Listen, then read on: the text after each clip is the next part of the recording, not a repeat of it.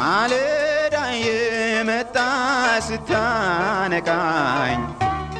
እንደምን አደራችሁ ክቡራትና ክቡራን የምፅዓቱ አዋጅ ነጋሪ አገልግሎት አድማጮቻችን፣ ሰላም ለእናንተ ይሁን።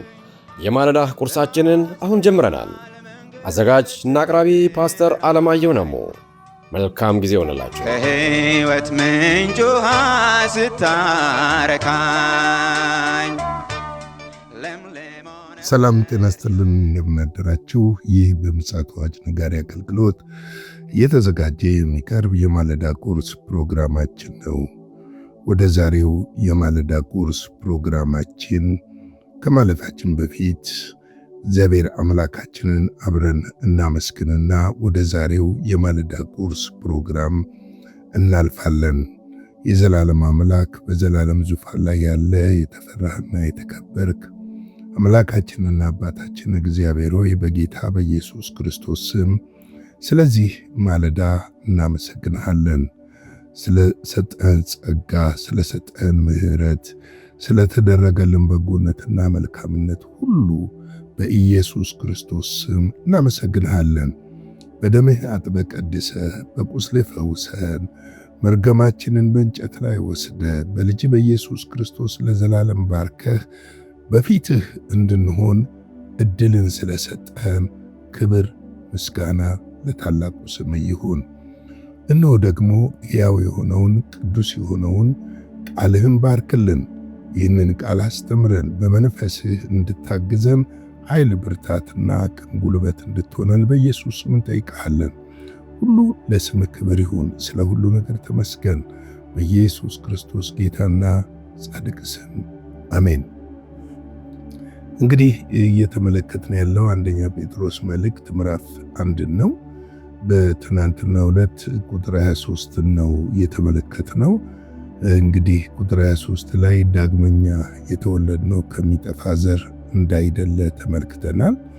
ቃሉም የሚለው ዳግመኛ የተወለዳችሁት ከሚጠፋ ዘር አይደለም፣ በሕያዋን ለዘላለም በሚኖር በእግዚአብሔር ቃል ከማይጠፋ ዘር እንጂ የሚለውን ተመልክተናል። እንግዲህ የማይጠፋ ዘር እንዳለ ሁሉ የሚጠፋ ዘር አለ ማለት ነው። ክርስቶስ ኢየሱስ ደግሞ ዳግመኛ የወለደን ከማይጠፋ ዘር ነው። ይሄውም በሕይወት ለዘላለም ከእርሱ ጋር እንድንኖር በልጁ በኢየሱስ ክርስቶስ በኩል አስቦ እንደወለደን መጽሐፍ ቅዱስ ይነግረናል። እንግዲህ የእግዚአብሔር ቃል ለዘላለም ነው፣ አይጠፋም። ከቃሉ ከማይጠፋው ዘር ነው እንጂ ከሚጠፋ ዘር አልተወለድንም። ስለዚህ የማይጠፋ ዘር ደግሞ ያንን ዘር ይገልጠዋል፣ ያንን ዘር ያሳየዋል። ያ ዘር የክርስቶስ ዘር ነው።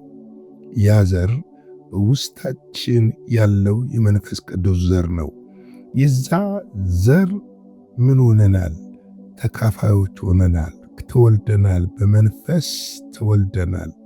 መጀመሪያ የተፈጠርነው በአዳም ዘር ነበረ። የመጀመሪያው አዳም ከመሬት ስለነበረ መሬታዊ ሆኖ ነው የቀረው። ሁለተኛው አዳም ደግሞ ከሰማይ ስለሆነ ሰማያዊ ነው። ስለዚህ ዳግም ስንወለድ ከሰማይ ነው ማለት ነው። የሱ ወራሾች ልንሆን ከእርሱ ጋር ለዘላለም ልንኖር በክርስቶስ ኢየሱስ አስቦ እንደወለደን ልናውቅ ያስፈልጋል። ስለዚህ ነው ያንን የተወለድንበትን ዘር ባህሪና መልክ መግለጥ አለብን ብለን የምንናገረው።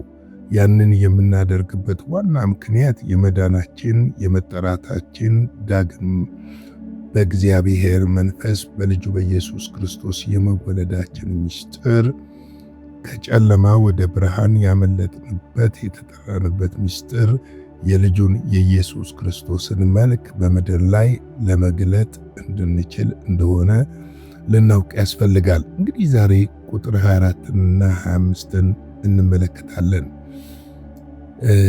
ቁጥር 24 እንደዚህ ይላል፣ ሥጋ ሁሉ እንደ ሳር ክብርም ሁሉ እንደ ሳር አበባ ነው። ሳር ይጠወልጋል፣ አበባውም ይረግፋል። የጌታን ቃል ግን ለዘላለም ይኖራል። በወንጌል የተሰበካችሁት ቃል ይህ ነው ይለናል። እንግዲህ ብዙ ጊዜ ሰዎች ስለ ምድራዊ ክብር ሲጨነቁ እናያለን። ክብሬ አልተከበርኩም፣ አላከበሩኝም፣ የኔ ክብር እያልን እንመለከታለን። ኢየሱስ ክርስቶስን አንዴ እስቲ መለስ ብለን እንመልከት። ፊልጵስዩስ 2 ምንድነው የሚለን? እንደ ወደዛ ክፍል ሂደት ብለን ብንመለከት ጥሩ ነው ብዬ አስባለሁ። ምክንያቱም ስለ ክብር በደንብ እንረዳለን ብዬ ስለማስብ ነው። ፊልጵስዩስ 2 ከቁጥር 6 ጀምሮ እንደዚህ ይለናል። እርሱ በእግዚአብሔር መልክ ሲኖር ሳለ ከእግዚአብሔር ጋር መተካከልን መቀማት እንደሚገባው ነገር አልቆጠረም። ነገር ግን የባሪያን መልክ ያዘ፣ በሰው ምሳሌ ሆኖ ራሱን ባዶ አደረገ። በምስሉም እንደ ሰው ተገኝቶ ራሱን አዋረደ ለሞት፣ ይኸውም የመስቀል ሞት እንኳ የታዘዘ ሆነ። በዚህ ምክንያት ደግሞ እግዚአብሔር ያለ ልክ ከፍ ከፍ አደረገው፣ ከስምም ሁሉ በላይ ያለውን ስም ሰጠው ብሎ ይነግረናል። እንግዲህ ኢየሱስ ክርስቶስ በዚህ ልክ ራሱን ዝቅ ካደረገና ካዋረደ፣ ክብሩን በዚህ ልክ ካወረደ፣ እኔና እናንተ ደግሞ ምን ማድረግ እንደሚገባን እንደሚጠበቅብን እናስባለን ብዬ አስባለሁ። ዛሬ ግን በብዙ ቦታ የምንመለከተው የዚህ ተቃራኒ ነው። ሰዎች የአበባ ጉንጉን አንገታቸው ላይ ሲደረግላቸው፣ እቅፍ አበባ ሲበረከትላቸው፣ ቀይ ልክ እንደ ዓለም ቀይ ምንጣፍ ሲነጠፍላቸው ሲታጀቡ እንመለከታለን። ይህ ከምድር ነው፣ ከእግዚአብሔር አይደለም። አንድ ወቅት እንኳን ኢየሱስ ክርስቶስ በወንጌል ውስጥ ሊያጅቡት፣ ሊያደንቁት፣ የሆነ ነገር ሊያደርጉት፣ ከፍ ሊያደርጉት ፈልገው እንዴት በመካከላቸው ጥሏቸው አልፎ እንደሄደና ይህንን እንዳልፈለገ አሳይቶናል። በብዙ ነገር ኢየሱስ ምሳሌያችን ነው። በትክክል እኔ ሁሌ የምለው ነገር አለ። የጌታ አገልጋዮች ከሆንን፣ የክርስቶስ አገልጋዮች ከሆንን ለዚህ ዓለም ክብር እንሞታለን ወይም የሞትን ነን። የዓለም ክብርን አንፈልገውም፣ እንንቀዋለን። እንደ ጌታችን ራሳችንን ዝቅ አድርገን ውስጣችንን ባዶ አድርገን በሱ ክብርና ጸጋ ብቻ ማገልገል እንጀምራለን። ነገር ግን ከዚህ የሱ አገልጋዮች ካልሆን ግን የምናደርገው ነገር የምድርን ክብር፣ ዝናን እንፈልጋለን። ዛሬ ብዙዎች በዚህ ነው የተጠመዱት። ቦርሳቸውን፣ መጽሐፍ ቅዱሳቸውን የሚሸከምላቸው፣ አንዳንድ ቦታ ደግሞ እንደ ጣዖት እንደሚመለኩ እናያለን። ተንበርክከው መጽሐፍ ቅዱሳቸውን ሲሰጡ። አገልጋይን ማክበር ማለት እንደዛ አይደለም። ለሚያገለግል ክብር ይገባዋል ይላል መጽሐፍ ቅዱስ። እውነት ነው። ያ ማለት እንሰግድለታለን፣ እንበረከክለታለን፣ የእርሱን እንሸከማለን፣ ቀይ ምንጣፍ እናነጥፋለን፣ በአንገቱ የአበባ ጉንጉን እናደርጋለን አይልም።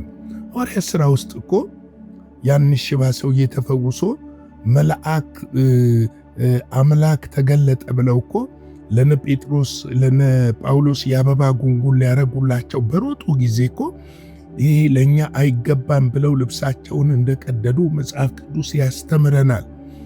ትክክለኛ የጌታ ደቀ መዝሙር ስንሆን ምድራዊ ክብር ሳይሆን የሚያስፈልገን ለእኛ ክብራችንና ውበታችን ኢየሱስ ክርስቶስ የእግዚአብሔር ልጅ እንደሆነ ብቻ እናውቃለን። ስለዚህም ለማይጠፋው ለዘላለም ክብር እንሰራለን።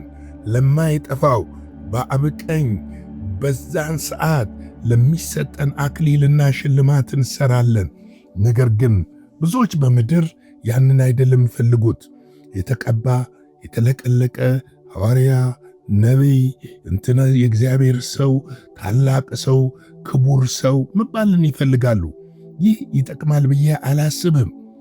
ምክንያቱም እኛን ስራችን ይግለጠን እንጂ ራሳችንን እየሾምን ለራሳችንን ስም እየሰጠን ከሰው ክብር ፍለጋ ልንወጣ ያስፈልጋል። ለዚህ ነው መጽሐፍ ቅዱስ በዚህ ክፍል ላይ ከማይጠፋ ዘር የተወለደ ለምድር ክብር አይኖርም፣ ለእግዚአብሔር ለዘላለሙ ክብር ይኖራል። ሥጋ ሁሉ ምንድነው አለ? እንደ ሳር፣ ክብሩም ሁሉ እንደ ሳር አበባ ነው። ምን ማለት ነው? ታይቶ ይጠፋል፣ ታይቶ ይጠወልጋል፣ ታይቶ ይወድቃል። አንድ ነገር ወቁ ውድ ወገኖቼ፣ ዛሬ ያጨበጭበላችሁ ሰው ነገ ደግሞ ያብጠለጥላችኋል።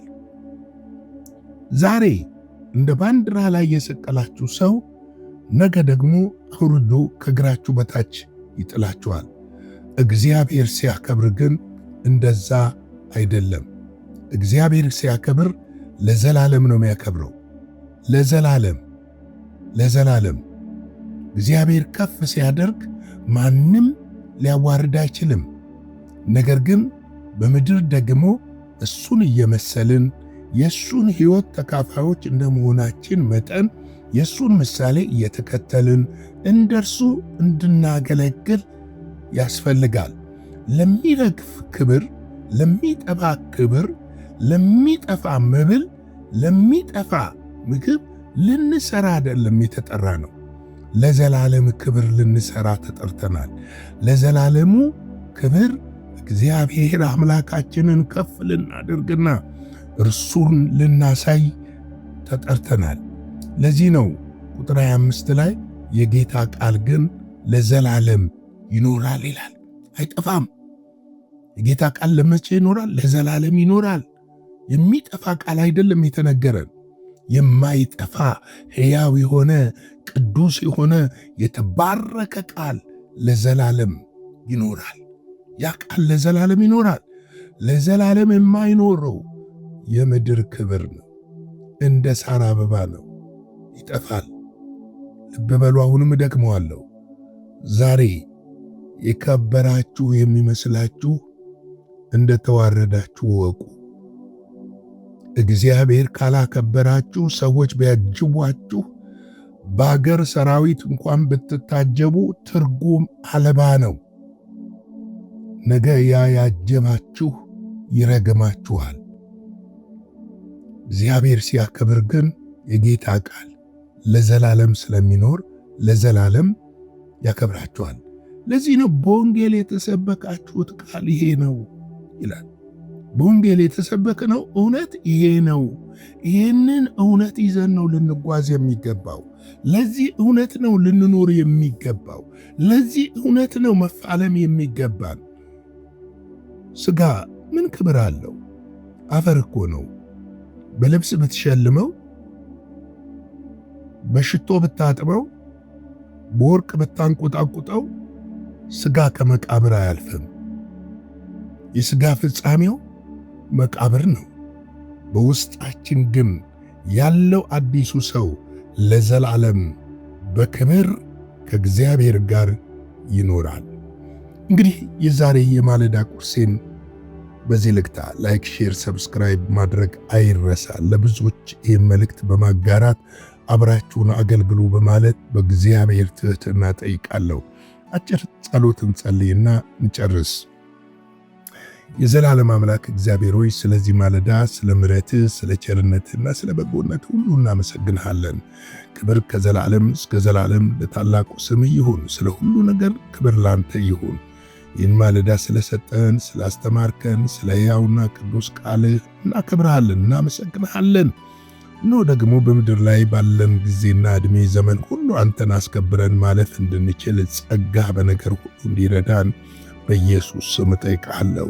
በዚህን ሰዓት እግዚአብሔር ሆይ የታመሙ ይፈወሱ፣ ያዘኑ ይጽናኑ፣ የተሰበሩ ይጠገኑ፣ የወደቁ ይነሱ። ያንተ ብርቱ እጅ እንዲደግፋቸው በኢየሱስ ክርስቶስ ስም ጸልያለሁ።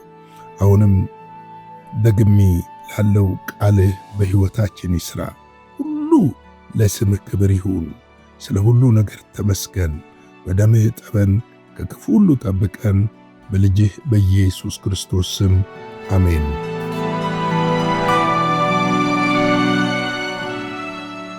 በነበረን የመልእክት ክፍለ ጊዜ እንደተባረካችሁ ተስፋ እናደርጋለን። በነገው ማለዳ በሌላ ዝግጅት እንገናኛለን። መልካም ቀን።